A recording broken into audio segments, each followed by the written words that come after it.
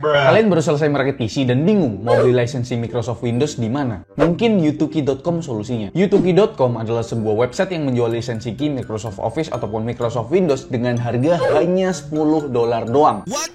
Di Yutuki.com, kalian bisa mendapatkan serial key Microsoft Office Pro 2019 dengan harga hanya $33. Dengan memasukkan kode diskon KUD39 untuk mendapatkan potongan harga sebesar $39.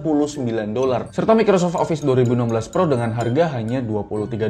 Lalu ada serial key Microsoft Windows 10 Home dengan harga hanya $10. Dan Microsoft Windows 10 Pro Global dengan harga hanya $11. Dan pastikan kalian gunakan kode diskon KUD28 untuk mendapatkan potongan harga sebesar 28%. Gokil, ini gede banget diskonnya. Semua linknya ada di deskripsi dan pastikan kalian ngecek ya, karena memang ini diskonnya sangat besar sekali, bre. Halo cuy, balik lagi bersama saya Alvin yang pastinya di Kudet Channel. Dan di video kali ini, akhirnya saya udah bisa untuk menayangkan video untuk review air cooler dari LSA ini cuy. Jadi kemarin itu kalau misalkan kalian ngikutin channelnya Kudet, kemarin saya udah bikin video unboxing tentang 5 paket yang dikirimkan dari berbagai brand. Ya salah satunya ini cuy, ini adalah CP cooler dari brand LSA. Baru kali ini dapet CP cooler lagi gitu loh cuy. Sebenarnya gini cuy, keresahan saya mengenai CP cooler tuh, banyak banget dari kalian yang masih pemula atau awam, kalian tuh sangat mensebelah matakan sebuah CPU cooler gitu loh. Ya, kalian tuh ngerasa kalau udahlah pakai CPU cooler bawaan prosesor udah cukup gitu loh buat nanganin prosesor kalian. Terus alasan kedua kalau ditanya kenapa sih nggak pakai CPU cooler third party, kan lebih keren, lebih ajib gitu loh. Ya pasti jawabannya soal harga gitu loh. Keresahan mereka ini ya soal harga. Tapi santai aja, di video kali ini saya jamin ini harganya masih masuk di kantong kalian. Karena memang ini kan brand LSA.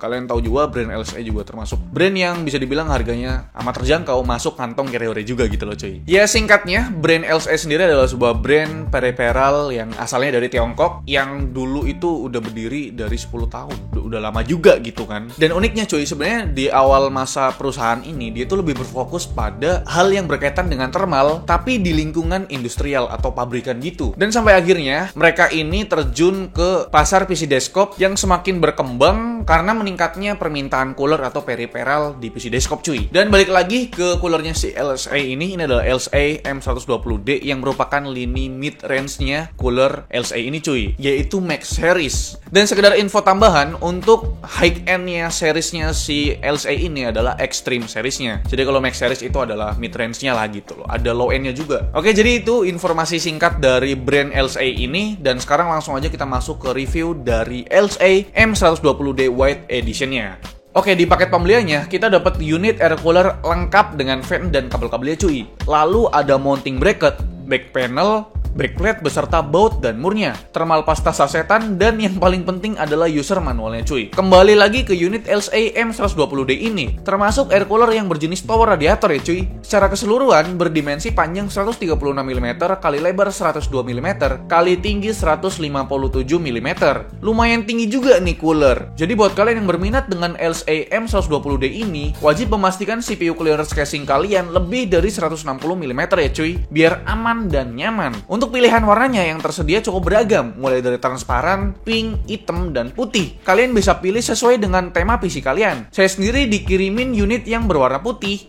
Agak keliru emang, karena memang secara keseluruhan tema dari PC saya ini bernuansa hitam cuy. Tapi ya nggak apa-apa lah, gasken aja. Lagian juga udah ada lampu RGB-nya. Lanjut ngomongin desainnya. Untuk heatsinknya tampil rapat dengan finishing yang nggak terlalu tajam di tepiannya, biar yang nggak kegores atau ngelukain tangan kita pas lagi instalasi atau pemasangan cuy. Bagian atas heatsinknya terdapat cover berbahan plastik yang nantinya akan menyala RGB tentunya. Dan untuk kedua kipasnya berbahan plastik PET yang paling tipis guna memaksimalkan sirkulasi udara dengan mengurangi hambatan seminimal mungkin cuy. Kedua kipas ini sama-sama berukuran 120 mm, tapi dengan tugas yang berbeda tentunya. Yang mana untuk kipas bagian depan memiliki fan speed berkisaran 800 sampai 1700 rpm dengan maksimal airflow di 31 sampai 66 cvm dan bertugas untuk menyedot udara. Sedangkan kipas bagian belakang memiliki fan speed lebih rendah berkisaran 400 sampai 1300 rpm dengan maksimal airflow lebih rendah di 16 sampai 50 cpm untuk membuang udara dari heatsinknya. Kedua kipas ini memiliki tipe bearing yang sama, yaitu hidrolik. Selain untuk sirkulasi udara, fan di cooler ini juga bisa menambah estetika PC kalian karena baling-balingnya akan menyala RGB. Begitupun 3 garis bagian samping body fan ini yang udah dipatenkan oleh LSA juga akan menyala RGB cuy. Untuk direct heatsinknya berbahan tembaga yang mengkilap dan terdapat 4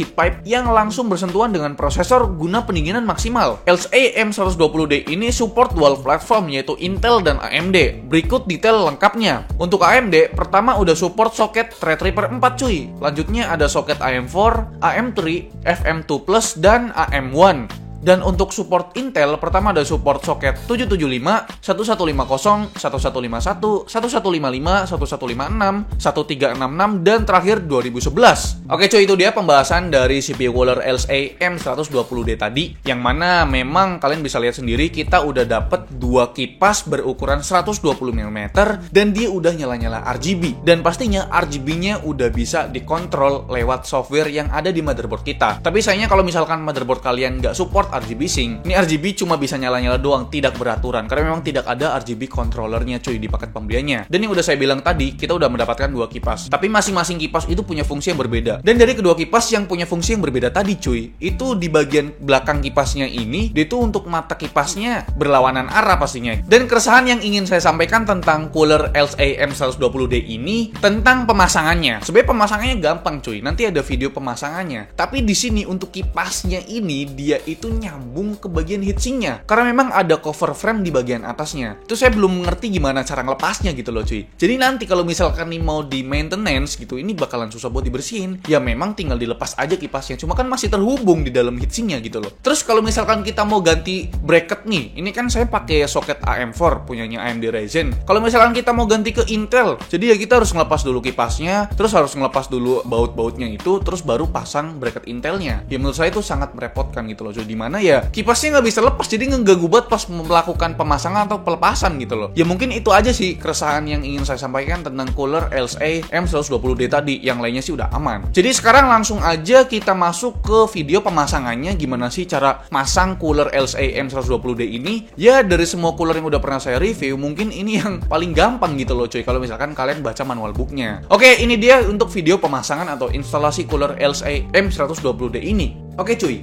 pertama kalian buka set panel kanan dan kiri casing kalian. Di sini kalian tuh nggak perlu ngelepas motherboard kalau misalkan motherboard kalian tuh udah terpasang di dalam casing. Nggak perlu ngelepas RAM dan VGA cardnya juga cuy, karena emang instalasi atau pemasangannya cukup mudah kok. Selanjutnya, keluarkan semua isi yang ada di dalam paket pembelian LSA M120D tadi. Kalau udah dikeluarin semua, perlu kalian ingat saya menggunakan platform AMD Ryzen, yang artinya menggunakan soket AM4. Jadi untuk pemasangan Intel skip dulu dah. Di sini kalian baca dulu manual booknya. Kalau masih belum paham ya berarti saya buatkan video cara pemasangannya ini sangat membantu harusnya. Singkirkan dulu manual booknya, lalu selanjutnya ada bracket yang menempel di busa, itu adalah bracket Intel. Karena saya pakai AMD, jadi bracket Intel ini juga disingkirkan atau nggak dipakai cuy. Lalu selanjutnya ada baut untuk soket Intel LGA 2000XX, ini juga disingkirkan karena memang nggak kepake juga. Oke, tersisa yang ini aja cuy. Kita akan menggunakan pasta bawaan cooler ini, lalu keluarkan isi yang ada di kantong plastik transparan ini, dan susun seperti ini supaya lebih mudah. Selanjutnya ambil back panel bracket yang warna hitam, lalu balik sampai ada tulisan AMD-nya, dan ambil baut kecil warna silver yang ini cuy. Lalu pasangkan ke back panel bracket tadi. Kalau udah, ambil piringan kecil warna hitam dan masukkan ke dalam baut kecil warna silver tadi sebagai pengunci. Kalau udah semua, selanjutnya ambil stiker pelindung warna hitam. Fungsinya ya biar motherboard bagian belakang itu nggak lecet cuy. Selanjutnya kalian lepas dulu back panel bracket bawaan motherboard, lalu kalian pasang back panel bracket yang tadi. Next, kalian pasang baut yang panjang di bagian back panel bracket sebagai pengunci. Kalau udah, jangan lupa kasih pasta di bagian prosesornya. Di sini saya menggunakan pasta bawaan cooler ini ya cuy. Selanjutnya, pasangkan bracket fan ke baut yang udah dipasang tadi dan baut sampai kenceng. Dan terakhir, tinggal pasang CPU coolernya. Tapi jangan lupa buat lepasin stiker pelindungnya cuy. Dan kalau udah, kencengin pakai obeng. Nah, ini nih tahap akhir yaitu perkabelan duniawi. Di cooler ini cuma ada 3 kabel kok, santai aja nggak terlalu ribet. Pertama ada kabel 4 pin CPU fan, kalian colok ke 4 pin CPU header yang ada di motherboard. Lalu kedua ada kabel SATA power untuk menghidupkan LED-nya, kalian hubungkan ke SATA power dari power supply. Dan terakhir ada kabel RGB sync 5V.